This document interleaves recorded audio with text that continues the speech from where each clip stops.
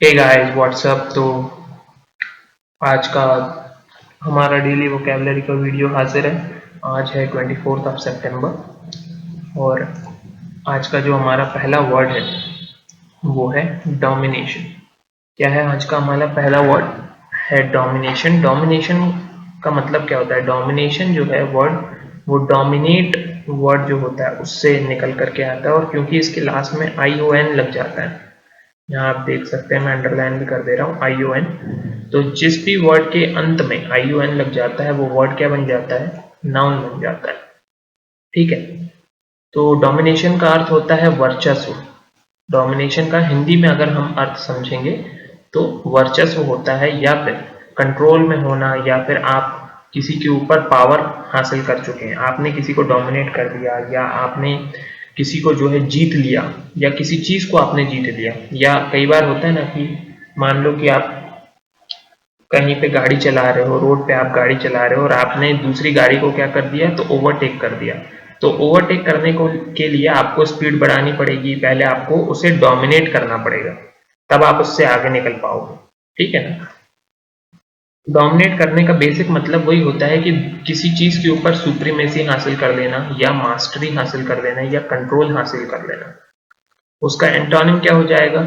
Domination का antonym हो जाएगा वीकनेस। आप किसी के भी ऊपर जो है पावर हासिल नहीं कर पा रहे हो, आप किसी को भी डोमिनेट अगर नहीं कर पा रहे हो, यानी कि आप वीक हो। ठीक है, आपके पास इतना पावर नहीं है, आपको दुनिया वश में कर ले रही है ना, आपके वश में कोई नहीं है। तो वो चीज जो है उसका एंटोनिम हो जाएगा। तो डोमिनेशन का या सुप्रीमेसी या मास्टर का, मास्टरी का एंटोनिम क्या हो जाएगा? वीकनेस। इम्पोर्टेंस। इम्पोर्टेंस का मतलब भी होता है शारीरिक वीकनेस होता है। इम्पोर्टेंस का मतलब भी वीकनेस ही होता है, चाहे वो शारीरिक लेवल पे हो, फिजिकल लेवल पे हो, चाहे मेंटल लेवल पे हो। इम्पोर्टेंसी ये भी वीकनेस को ही दर्शाती है। एक और यहाँ पे वर्ड है डेमोक्रेसी। डेमोक्रेसी में क्या होता है? किसी एक पर्टिकुलर व्यक्ति का डोमिनेंस नहीं होता, बल्कि एक सिस्टम जो है वो वर्क करता है। तो डेमोक्रेसी जो है वो एक प्रकार से अपोजिट इन सेंस हम ले सकते हैं किसका? डोमिनेशन का। ठीक है, अगला वर्ड देखते हैं। अगला हमारा वर्ड है स्ट्रैंड। क्या है अगला हमारा वर्ड? स्ट्रैंड। स्ट्रैंड के दो मीनिंग होते हैं। एक होता है a single thin piece of thread, जैसे कि कोई रस्सी है और उस रस्सी की एक छोटी सी जो होती है ना थ्रेड बाहर निकल के आ जाए, जैसे यहाँ पे इस रस्सी की एक छोटी सी थ्रेड जो है वो बाहर निकल के आ जाती है, तो उसे भी हम स्ट्रैंड कहते हैं। ठीक है। और जो शोर्स होते हैं, जैसे कि जो समुद्र के तट होते हैं, जैसे यहाँ पे आपको दिख रहे हैं समुद्र के तट, तो ये समुद्र के तट को भी हम जो है क्या कहते हैं? स्ट्रैंड कहते हैं। ठीक है, तो ये नया मीनिंग है, समुद्र के तट को भी स्ट्रैंड कहते हैं, ये सबको नहीं पता था। इसके सिनोनिमस वर्ड क्या होंगे? स्ट्रिंग, थ्रेड, फिलामेंट, या फिर शोर। अब देखो, शोर इसलिए दिया है क्योंकि शोर का मतलब होता है समुद्र का तट, और वहीं स्ट्रिंग, थ्रेड और फिलामेंट इसलिए दिया है क्योंकि हम जब रस्सी के कंटेक्स्ट में बात करेंगे तो हम स्ट्रिंग या फिर थ्रेड या फिर फिलामेंट हम इसमें यूज करेंगे। स्ट्रैंड का एंटोनिमस वर्ड क्या होता है? अनफास्टेड। देखो, स्ट्रैंड जो है, स्ट्रैंड क्या है? बहुत सारे छोटे छोटे थ्रेड्स मिलकर के एक रस्सी बन रही है, यहाँ पे है ना, एक रोप बन रही है। बहुत सारे छोटे छोटे थ्रेड मिलकर के क्या हो रहा है? एक रोप बन रही है। उसी थ्रेड को अगर हम पूरा खोल देंगे, है ना, तो हर एक स्ट्रैंड अलग हो जाएगा। तो जब सारी स्ट्रैंड जुड़ी हुई हैं तो वो सब क्या है? फासन है। फासन का मतलब होता है जुड़ा हुआ होना। तो इसलिए स्ट्रैंड का अपोजिट वर्ड क्या बन जाएगा? अनफासन। ठीक है, अनफासन। इसको फासन पढ़ेंगे, फास्टन नहीं पढ़ेंगे, अनफासन। ठीक है। स्ट्रैंड का उल्टा जो ऑपोजिट एक वर्ड है वो है रेस्क्यू। ठीक है ना? उसके बाद ओएसिस और बैकअप। ठीक है, तो ये थोड़ा कंटेक्स्ट डिफरेंट है इनका, लेकिन आप समझना कि स्ट्रैंड अगर मान, जैसे कि समुद्र का तट है, ठीक है, समुद्र का तट है, समुद्र का तट जो है वो आपको इजीली मिल जाएगा। ठीक है ना? समुद्र का जो तट है वो आपको इजीली मिल जाएगा।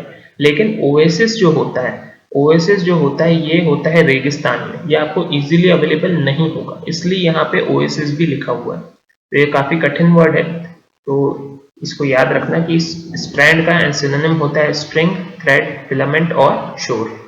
और एंटोनिम क्या होता है? अनफासन, रेस्क्यू करना, ओएसिस या बैकअप रखना। ठीक है, अगला हम वर्ड देखते हैं। अगला हमारा वर्ड है इंसिस्टेंस। अगला हमारा वर्ड क्या है? इंसिस्टेंस। इंसिस्टेंस का मतलब क्या होता है? आग्रह करना, कि भाई आपके घर में कोई आया और आपने जो है उसको आग्रह किया कि भाई चाय पी के जाओ या यार खाना खा के जाओ, है ना। तो इंसिस्ट करना, जैसे कि आप इस पिक्चर में भी देख सकते हो, ये जो स्त्री है ये इस व्यक्ति को इंसिस्ट करी कि नहीं प्लीज आप जो है मेरा घर में जो आइए और चाय वाय पीजिए, ऐसा करके। ठीक है, गलत वे में मत लो, सही वे में लो। सिनोनिमस इसका वर्ड क्या हो जाएगा? प्रेशर करना, है ना, परसिवियरेंस रखना, प्रेस करना या परसिस्टेंस शो करना। इंसिस्टेंस का मतलब होता है हिंदी में आग्रह, है ना। जब हम किसी को आग्रह करते हैं कि प्लीज आप हमारे घर आए हैं तो चाय पी के जाइए या किसी भी तरीके से, तो हम थोड़ा बहुत उनके ऊपर प्रेशर भी पुट करते हैं, हम उन्हें प्रेशराइज तो करते ही हैं कि भाई आप प्लीज चाय पी के जाइए, है ना। तो इसीलिए सिनोनिमस वर्ड क्या होगा इंसिस्टेंस का? इंसिस्टेंस का सिनोनिमस वर्ड होगा प्रेशर या परसिवेरेंस। परसिवेरेंस जो वर्ड है वो कहां से बनता है? परसिस्ट से। परसिस्ट का मतलब होता है कंटिन्यूअसली किसी चीज को करना। तो परसिवेरेंस यहाँ पे इसलिए आया है क्योंकि जब हम बार बार किसी को बोलते हैं, बार बार किसी का आग्रह करते हैं, उसी को हम इंसिस्टेंस कहते हैं इंग्लिश में। जब हम बार बार किसी का आग्रह करते हैं तो उसी को हम क्या कहते हैं? इंसिस्टेंस कहते हैं।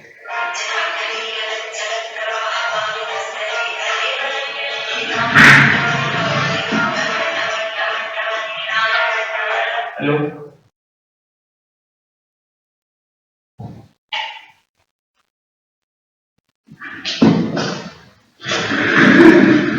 तो इसका इंसिस्टेंस वर्ड का एंटोनिम्स क्या हो जाएंगे?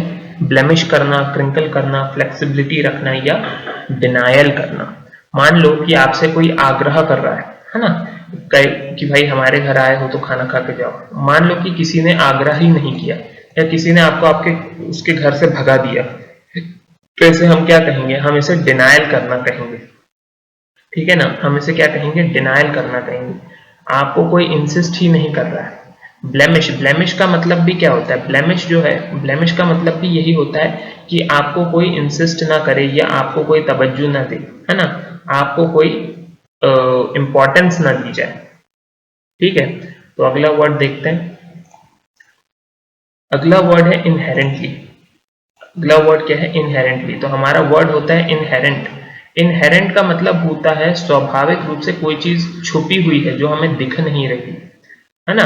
स्वाभाविक होना इनहेरेंटली का मीनिंग होगा। इनहेरेंट का मैं मीनिंग बता रहा हूं कि स्वाभाविक रूप से कोई चीज छुपी हुई है।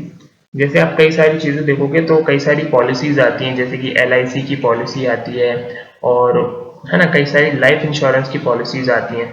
तो उसमें कई सारी बातें जो है वो अंदर छुपी हुई होती हैं जो कि हमको दिखती नहीं है ना। जो कई सारी ऐसी बातें होती हैं, तो वो सारी चीजें जो है वो इनहेरेंट होती हैं। इनहेरेंट मतलब अंदर छुपी हुई है, अभी हमें पता नहीं है, जब हम उसे ढूंढेंगे तो वो हमें पता चलेगा। स्वाभाविक तौर पे वो चीज उसमें होती है लेकिन, ठीक है। तो इसलिए इनहेरेंटली जो कि एक एडवर्ब की तरह यूज होता है। एडवर्ब जो है वो किसी भी नाउन को इंपॉर्टेंस देने के लिए यूज होता है ना। किसी नाउन को और ज्यादा अगर हमें बताना है, किसी नाउन के बारे में उसकी क्वालिटीज को बताना है, तो हम एडवर्ब उसके सामने लगाते हैं। किसी भी शब्द में अगर ly लग जाए लास्ट में, तो भी ये याद रखना कि वो वर्ड क्या बन जाता है? वो एडवर्ब बन जाता है। इनहेरेंटली का यहाँ पे मीनिंग क्या हुआ? स्वाभाविक रूप से होना, है ना। अकॉर्डिंग टू और because of the basic nature of something.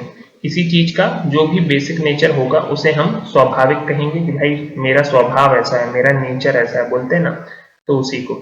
इसलिए इसका सिनोनिमस वर्ड क्या होगा? नेचुरली। इसके भी लास्ट में ly लगा है तो ये भी क्या होगा? एक एडवर्ब की तरह यूज होगा। फिर है असेंशियली। असेंशियली का मतलब क्या होता है कि इंपॉर्टेंट जो चीजें होती हैं, है ना, उसको करने के लिए हम जो है असेंशियली शब्द का यूज करते हैं।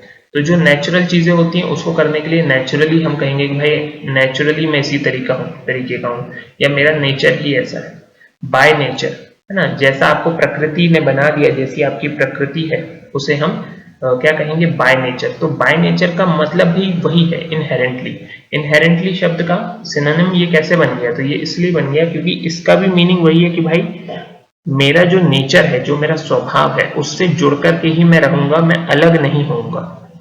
इनेटली का भी मतलब यही होता है कि आपका अंदरूनी स्वभाव कैसा है, आप, है ना, आपकी मेंटालिटी कैसी है। तो ये सारी चीजें नेचर से जुड़ी हुई हैं, आपके स्वभाव से जुड़ी हुई हैं, इसलिए ये सारे वर्ड्स जो हैं वो इनहेरेंटली के सिनोनिम्स हैं। इसका एंटोनिम क्या हो जाएगा? तो जहां हम नेचुरली किसी चीज को कर पा रहे हैं, मान लो आपको बहुत तेज दौड़ना आता है तो वो नेचुरली आप कर लेते हो, लेकिन आप पढ़ाई में उतने अच्छे नहीं हो, तो आप उस काम को कैसे करोगे? तो डेलिबरेटली करोगे, जानबूझ करके किसी चीज को करना, है ना, जानबूझ करके किसी चीज को करना, इमिटेटिवली किसी चीज की नकल करना। अगर आपको कोई चीज आती है तो वो आप उसको नेचुरली करोगे कि हाँ यार ये काम तो मुझे आता है, मैं इसे नेचुरली कर सकता हूँ। लेकिन अगर आपको कोई काम नहीं आता तो आप उसको या तो सीखोगे, है ना, या तो जानबूझ करके करोगे, या आप किसी की नकल उतार करके करोगे। तो इमिटेटिवली का मतलब होता है किसी की नकल उतार करके करना, डेलिबरेटिवली का मतलब होता है जानबूझ करके करना, सुपरफिशियली का भी मतलब होता है कि जब हमारा मन नहीं है, हमारा नेचर नहीं है, क्योंकि वो हमारा मन नहीं है तो हम जानबूझ करके तो नहीं कर पा रहे, लेकिन ऊपर ऊपर से दिखा रहे हैं कि हाँ ये काम हम कर देंगे, है ना। कभी कई बार होता है ना कि हमारा मन नहीं होता है फिर भी हमको काम करके देना पड़ता है, तो उस समय हम उस काम को सुपरफिशियली करते हैं, पूरे मन से नहीं करते, तो वो भी इसका एंटोनिम बन जाएगा। अगला वर्ड देखते हैं। अगला वर्ड है नोवेल। क्या है अगला वर्ड? नोवेल। नोवेल का मतलब क्या होता है? उपन्यास। नोवेल का मतलब क्या होता है? उपन्यास। तो उपन्यास मतलब जो उपन्यास कई प्रकार के होते हैं, जैसे फिक्शन भी होते हैं, नॉन फिक्शन भी होते हैं। जैसे यहाँ पे मैंने हैरी पॉटर की सीरीज का एक पिक्चर लगा के रखा है, तो हैरी पॉटर जो है ये उपन्यास है ना, लेकिन ये फिक्शन में है।